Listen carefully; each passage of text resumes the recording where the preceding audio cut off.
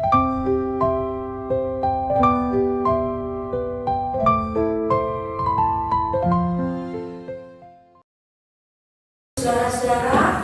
Shalom. Shalom. Tuhan, tadi kita seperti mendengarkan ini ya, melihat konser ya, puji-pujian semuanya, kesaksian semuanya, luar biasa. Poinnya, Tuhan tetap baik dalam hidup.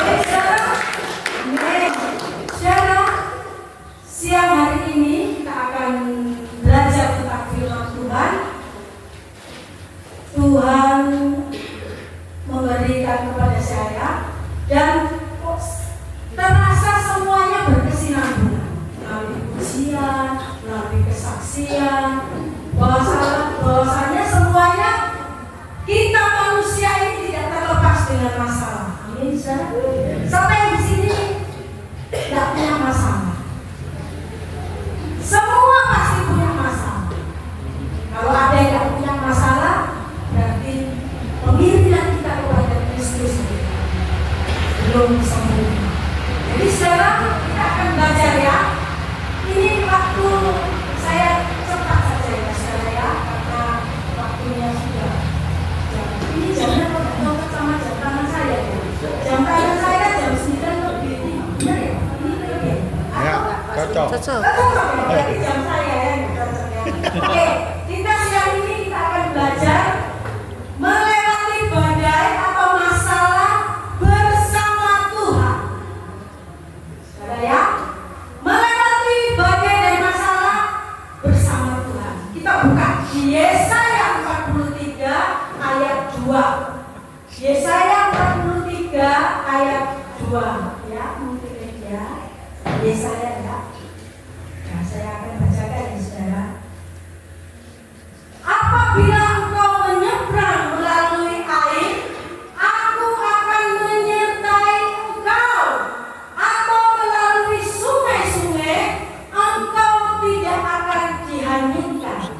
Apabila engkau berjalan melalui api, engkau tidak akan dihanguskan, dan nyala api tidak akan membakar engkau. Amin. Amin. Saudara, firman Tuhan ini dengan jelas saudara. Kalau kita baca di Yesaya ini, latar belakang di mana bangsa Israel dalam pembuangan di Babel, Babilonia itu saudara. Di situ bangsa Israel mengalami satu tekanan hidup, satu masalah dalam kehidupannya. Tapi saudara, Tuhan berjanji dalam Yesaya 43 ayat 2. Aku tidak akan, apabila engkau menyeberang melalui air, aku tidak akan menghanyutkan. Janji Tuhan luar biasa. Saudara, tadi kalau Pak Immanuel bersaksi, kelompok kami, kelompok anak itu, saudara, memang berapa bulan yang lalu, kami semua diserang satu masalah. Tidak tahu itu masalah sakit penyakit, tidak tahu itu masalah kecelakaan, tidak tahu itu masalah apa saja. Tapi saudara, kalau kita lihat dari sudut pandang iman kita, melihat masalah itu bukan sesuatu hal yang salah dalam hidup kita. Jangan kita menuduh kehidupan kita lebih dulu. Aduh, aku ini dosa apa? Aduh, aku ini sudah penuh dosa apa ini? Sehingga masalah aku kok tidak berhenti. Jangan saudara. Tapi masalah adalah hadiah yang terindah dari Tuhan untuk kehidupan kita. Setuju saudara? Walaupun saudara Tuhan memberi hadiah bersifat masalah, itu bungkusnya tidak indah saudara. Bungkusnya itu jelek mungkin. Bungkusnya itu tidak menarik mungkin. Tapi saudara, di dalam hadiah yang terindah yang Tuhan berikan kepada kita itu ada janji-janji dan benih-benih jawaban Tuhan dan pertolongan Tuhan. Amin saudara. Makanya saudara, jangan sekali-sekali kalau kita mendapat masalah, kita berdoanya seperti ini. Tuhan, kiranya masalah ini berlalu dari aku.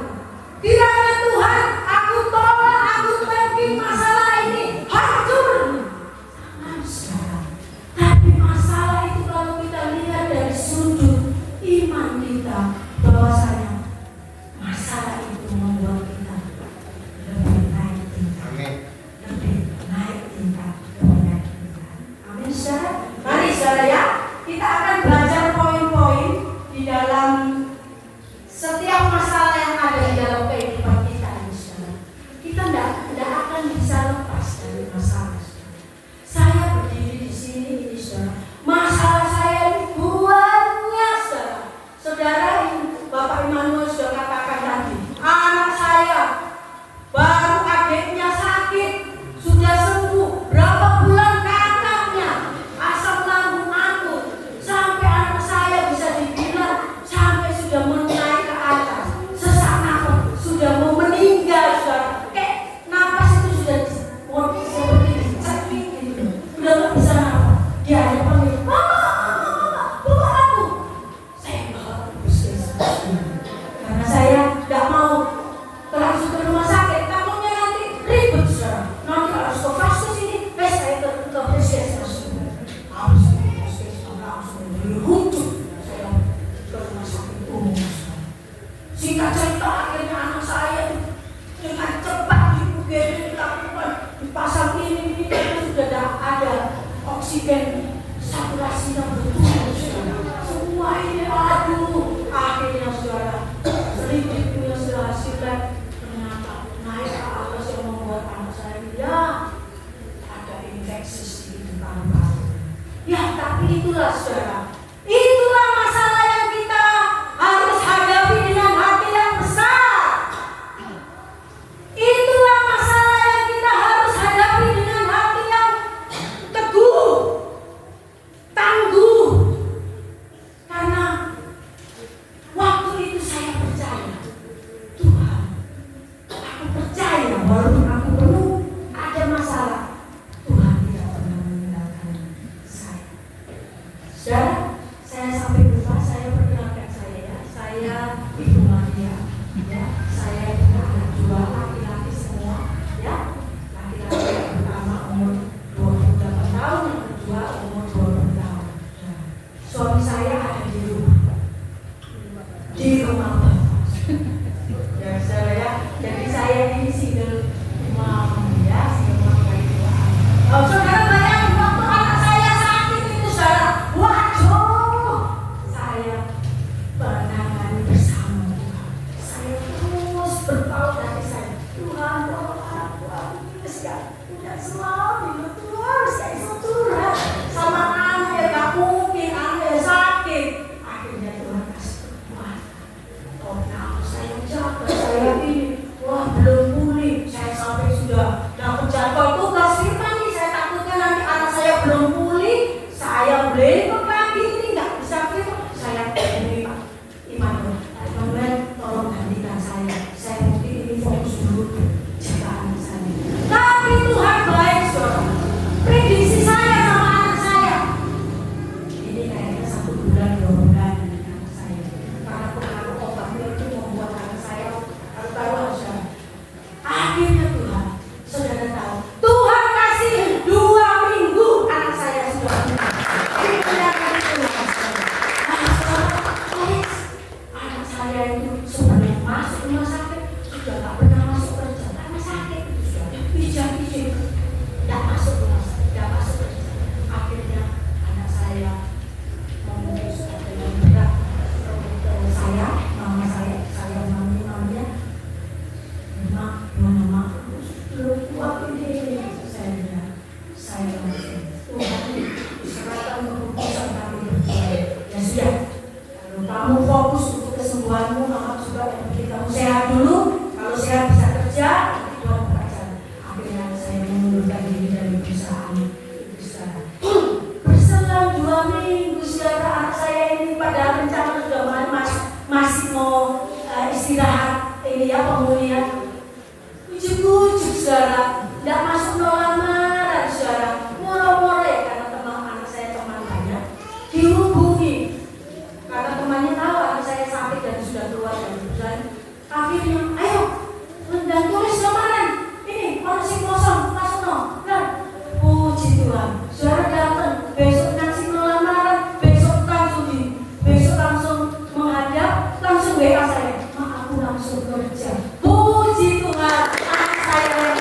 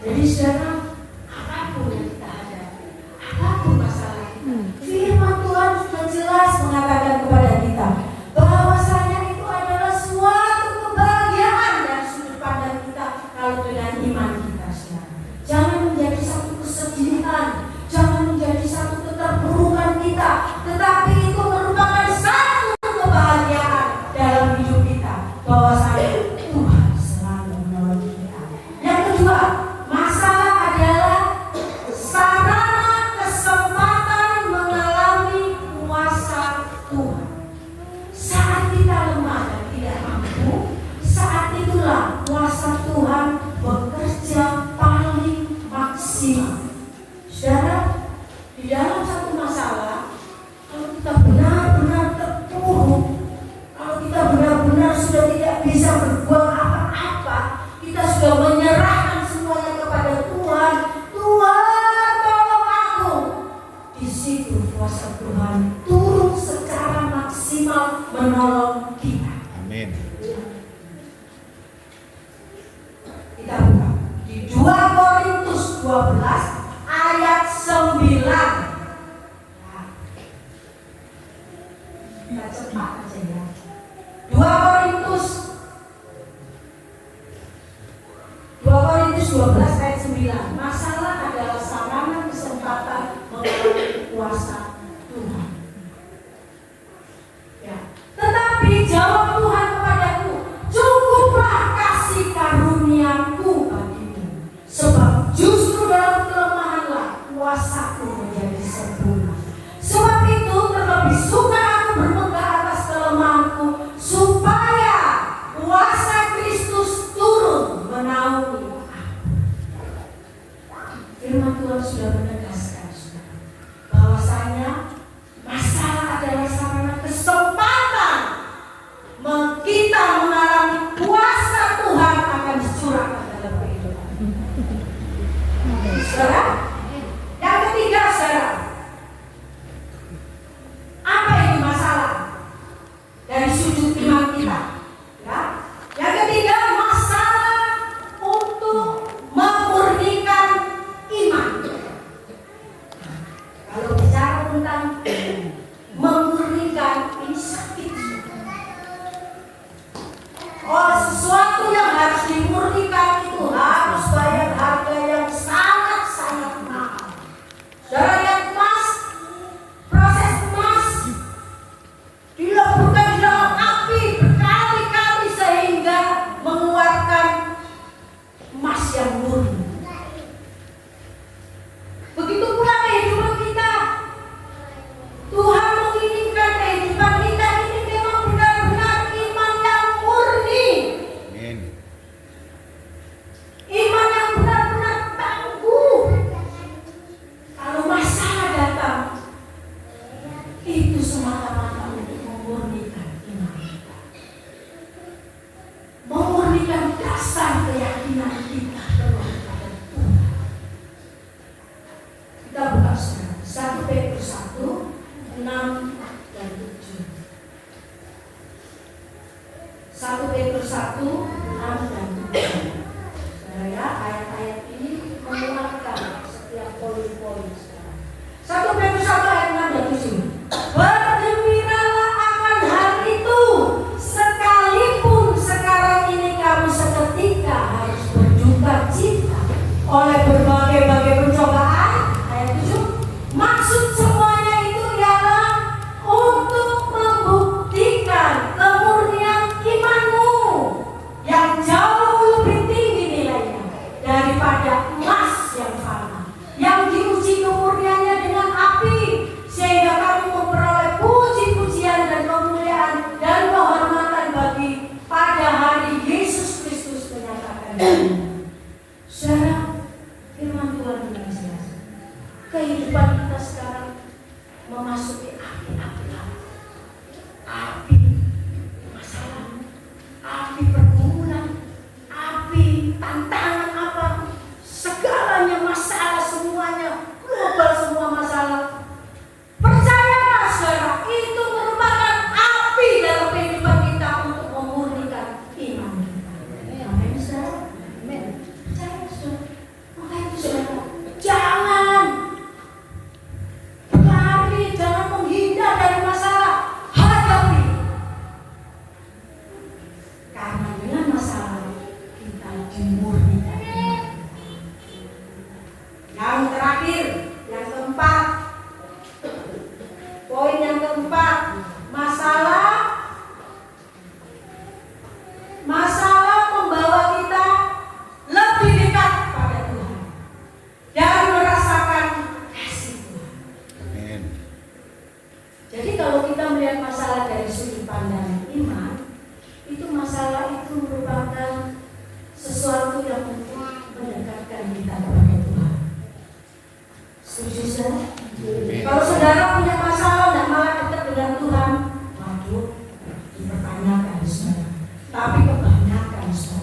orang kalau punya masalah, hidupnya pasti lebih dekat. Nah, kita ini pasti kalau punya masalah, pasti semua diserahkan kepada Tuhan. Amin, saudara. Nah, Tuhan mau itu Tuhan. Di poin keempat, masalah membawa kita lebih dekat pada Tuhan dan merasakan kasih Tuhan. Mazmur 34 ayat 19. Ayo kita buka. Mazmur 34 ayat 19.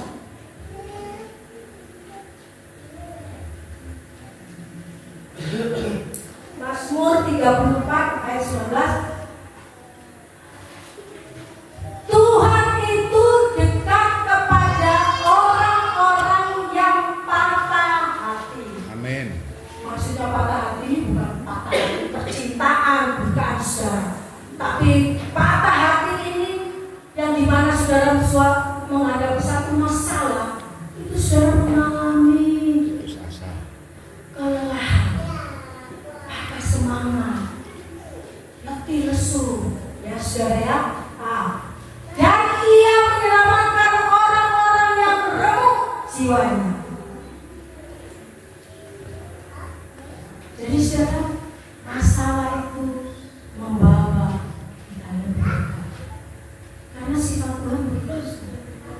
Kalau kita ada masalah, Tuhan tidak jauh. Tuhan berusaha menggandakan kita, berusaha untuk lebih dekat, berusaha mendekat ke anaknya. Karena itulah sifat Allah adalah kasih, saudara ya. Nah, saudara, ayat penutup saudara. Kita buka di Ibrani 12 ayat 8. Ibrani 12 ayat 8. Ya. Tetapi jikalau kamu bebas dari ganjaran atau bebas dari masalah yang ada, yang harus diderita setiap orang, maka kamu bukanlah anak, tetapi anak-anak gampang. Nah, semua yang terjadi dalam hidup kita ini, Tuhan membawa kita menjadi anak yang tidak sembarangan. Anak gampang itu bukan anak yang kecek-kecek. Kita kan mesti disebut anak Tuhan. Nah, dengan masalah ini, saudara, Tuhan di Ibrani 12 ayat 8 ini, Tuhan membawa kita ini, identitas kita sebagai anak itu benar-benar bagus, good.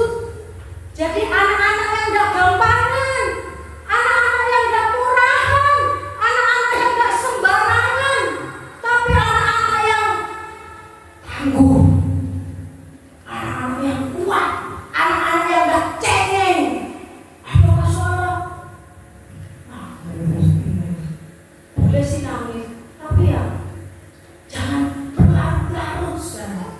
Karena firman Tuhan katakan di sini, kamu tuh bukan anak-anak sembarangan, bukan anak-anak gampangan, tapi kamu anak-anak yang sudah ditebus oleh darah Tuhan Yesus, dan kamu adalah mulia di hadapan Tuhan. Amin. Amin. Amin, saudara. Amin. Amin. Makanya itu, dengan masalah itu sebenarnya membawa kehidupan kita itu lebih baik, lebih tangguh. Benar-benar anak Tuhan, anak Tuhan Yesus. Ya, kuat saudara.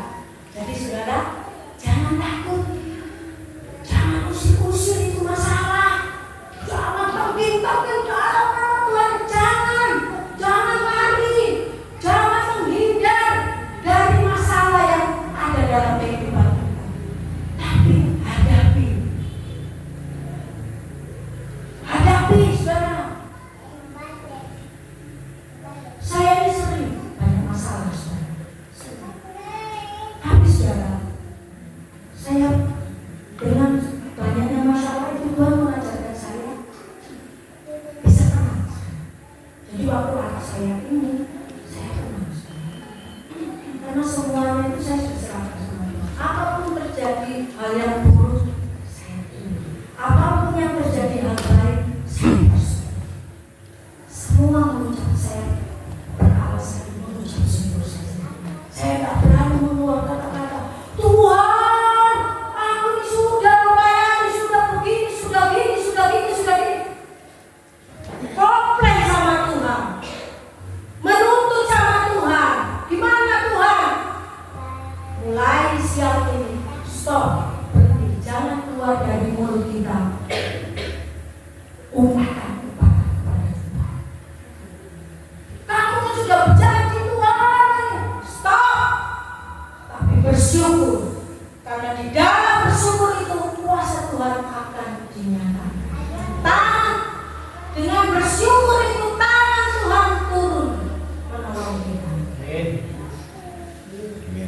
saudara, masalah harus dihadapi dengan hati yang besar, disertai ucapan syukur. Karena di dalam masalah akan benih-benih pertumbuhan karakter, benih-benih pertumbuhan iman, dan keajaiban-keajaiban Tuhan. Terimalah, setiap masalah yang ada itu mendatangkan kebaikan dari kehidupan. Amin. Amin. Terima kasih Tuhan. Kiranya Tuhan memberkati kita semua.